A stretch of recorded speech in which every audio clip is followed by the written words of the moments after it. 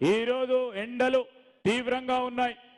నేను ఛాలెంజ్ చేస్తా ఉన్నా, ముఖ్యమంత్రి గారు కూడా ఇక్కడే ఉన్నారు. మేము ఛాలెంజ్ చేస్తా ఉన్నాం.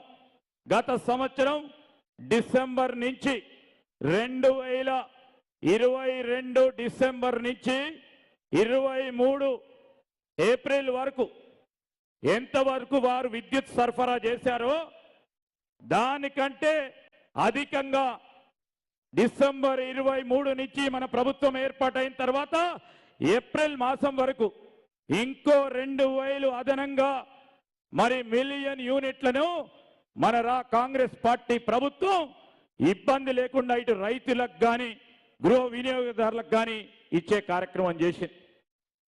ఎక్కడైనా మరి పీక్ డిమాండ్ ఉన్న సందర్భంలో సాంకేతిక ఇబ్బందులతోని ట్రిప్ అయితే దాన్ని రాజకీయం చేసి ఓట్లాడికే ప్రయత్నం చేస్తా ఉన్నారు.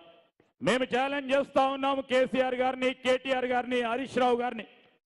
మా దగ్గర లెక్కలున్నాయి. ఎంత విద్యుత్ సరఫరా చేసినాం, మీరు మీ పాలనలో చేసిన సరఫరా కంటే ఎక్కువగా సరఫరా చేసినాం.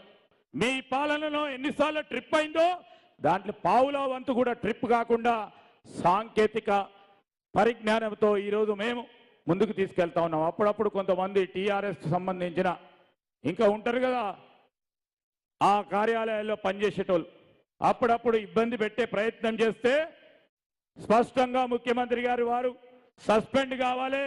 ప్రజలకు ఎక్కడ ఇబ్బంది జరిగితే ఇబ్బంది చేసిన ఏ అధికారిని కూడా ఉపేక్షించేది లేదని సస్పెండ్ చేస్తే దాని రాజకీయం చేసే ప్రయత్నం చేశాను. నేను ఈరోజు చెప్తా ఉన్నాం, మేమిచ్చిన ప్రతి వాగ్దానాన్ని, ప్రతి హామీని, ప్రతి గ్యారంటీని అమలు చేసే కార్యక్రమం చేసి